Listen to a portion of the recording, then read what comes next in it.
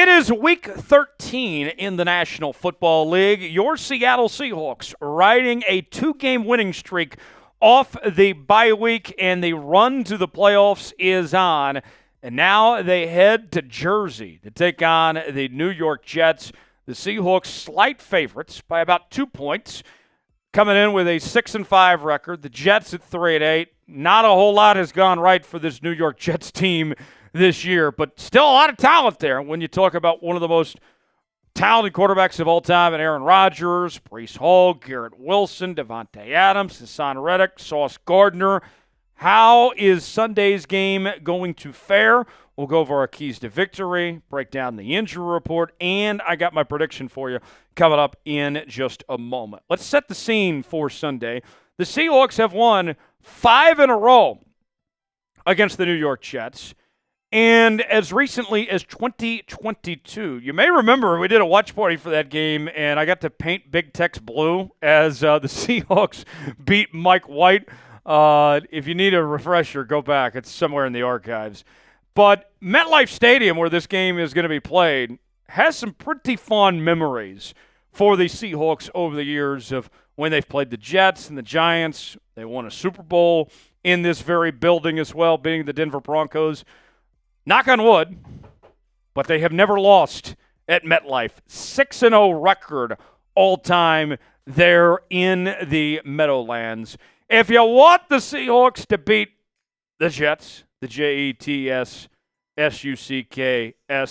like the video. Don't jinx it. I need at least 500 likes on today's video. That guarantees victory for the Seahawks. Do your part, like the video, and we'll get started with today's show. Let's begin with the injury report for Seattle.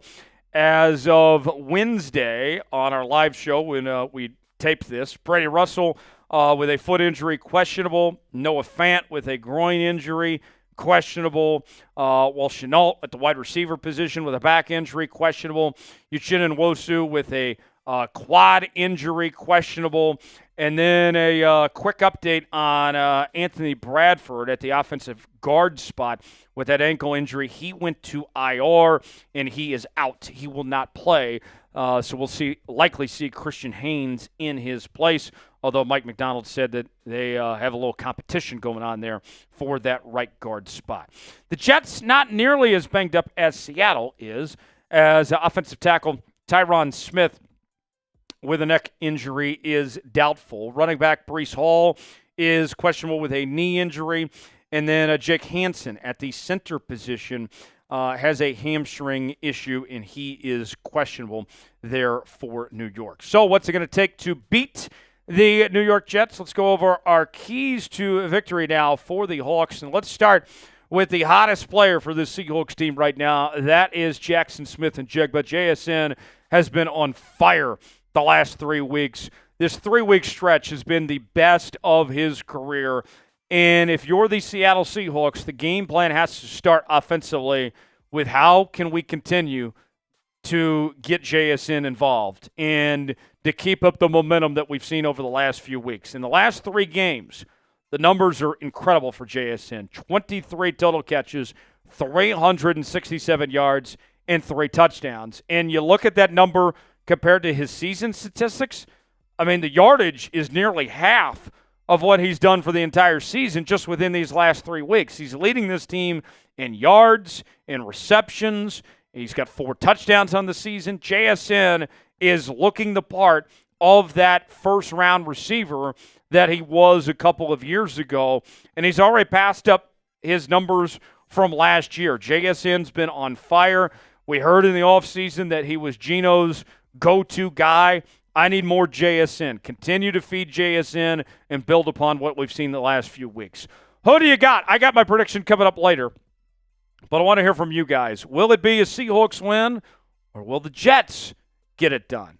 Type C for Seahawks, type NYJ for Jets. Get your predictions in the comment section and let us know. We mentioned Breece Hall on the injury report. Whether he plays or not, the big thing for Seattle is going to be to take away the run game and do whatever they can to shut down Breece Hall. I think Breece Hall is one of the better backs in the National Football League, but he really hasn't done a ton we've seen the Seahawks run defense take dramatic strides in the right direction over the last 3 weeks. And I think a big part of that has to do with the trade they made for Ernest Jones and starting him at that Mike linebacker spot. In the last 3 games, the Seahawks defense is averaging just 88 total rushing yards allowed, including 65 last week against the Arizona Cardinals. And what has been the numero uno issue we have talked about for this Seahawks team over the last 3-4 years? It's been the run defense and how much of a problem it's been. And for now, it looks like it's fixed, or at the very least, it's trending the right direction. With that said, even though Breece Hall has not had the season that he's hoped for, he's still a very capable back, averaging 4+ yards a carry, 632 yards, 4 touchdowns. Got to do what you can to shut down Breece Hall. And as crazy as it sounds, I'm putting the game in Aaron Rodgers' hands. More on Rodgers coming up later. Speaking of the run game, let's talk about the offensive side for Seattle. And if you're the Seahawks, you got to find ways to get K9 going. One of the things we talked about on the channel this week was how effective the Seahawks have been in the screen and short passing game. And with Kenneth Walker, the main thing I want to see is just getting him touches, whether it's in the run game or in the receiving game. I just want the ball in this playmaker's hands. He has not had a 100-yard rushing game, folks, since week 1 against the Denver Broncos. Remember that game? All the way back in September. The weather was actually warm outside. All right, it's been a while, folks. That day, he barely even eclipsed 100 yards either. 20 carries, 103 yards, and a touchdown. I'd like to see him go off in the ground game, and if the ground game is struggling, maybe it's the receiving game, whatever it may be. But let's be real with y'all. K9's better than 3.8 yards per carry. All right? K9, I want to see him get going, get that run established. You guys know the theme around here. Run the damn ball. Run the football with K9. Get the ball in his hands and let him work. Who will be the Seahawks MVP against the Jets? Will it be Kenneth Walker or will it be somebody else? Get in that comment section. Give me a name that comes to mind who you think is going to have a big day for Seattle against New York. I promised you that we would talk about Aaron Rodgers.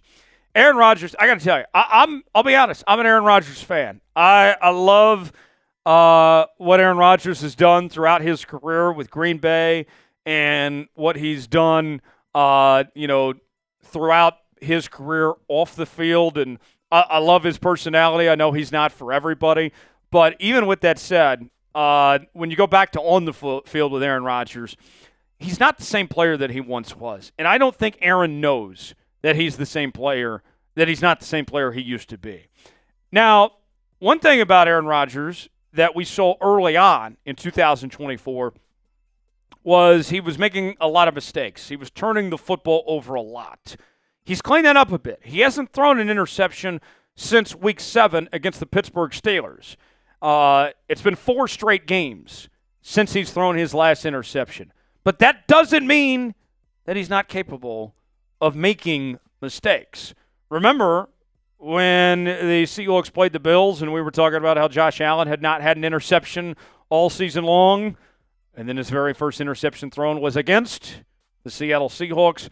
That's what I'm looking for here. If you can get an extra possession or two out of Aaron Rodgers, if you can get him under pressure, get him under duress, he can't move like he used to before, I think that's going to be critical for Seattle to force Rodgers into making those mistakes. We've seen the secondary step up. Kobe Bryant's played better as of late.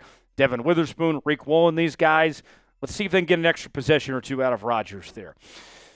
Let's talk about the former New York resident, Leonard Williams, who spent the majority of his career with the New York Football Giants before getting traded to the Seahawks last season, making his return to MetLife Stadium for the very first time. Had an awesome game last week, and I want to see more out of Big Cat. Last week against the Cardinals was his best game that he's had since he joined the Seahawks. 6 total tackles, 2.5 sacks, 1 stuff, 1 pass breakup. Leonard Williams was fantastic last week.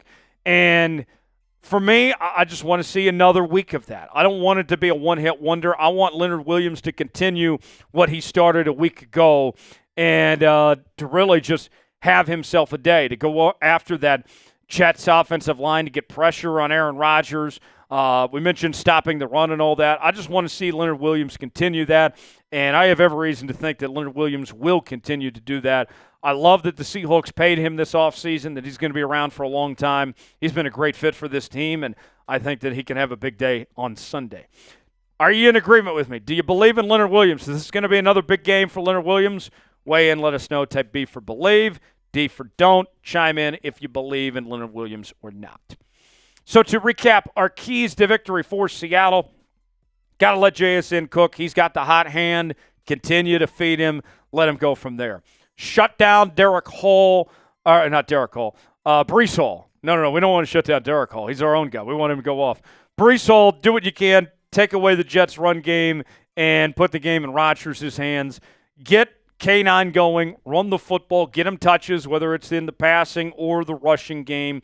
Force Aaron Rodgers into mistakes. It's been 4 games since he's thrown an interception. Hopefully that changes this week. And more from Big Cat. Continue to build upon what he did last week. If the Seahawks do all those things, then I think that they could be in very good shape to get a victory this week against this New York Jets team, to keep up the momentum from what they've been doing the last few weeks. This 2-game winning streak, trying to compete for a division title and everything. I'm going to go with Seattle 24-17, make it 3 in a row, 2 games above 500, and be in the driver's seat to win this division and make the postseason. If you're ready for a Seahawks win, like the video. We certainly would appreciate it. Don't miss out our watch party coming up on Sunday for Seahawks and Jets. We will see you then. I'm Tyler Jones. Thanks for joining us. Have a great day, and we'll see you next time here on the channel.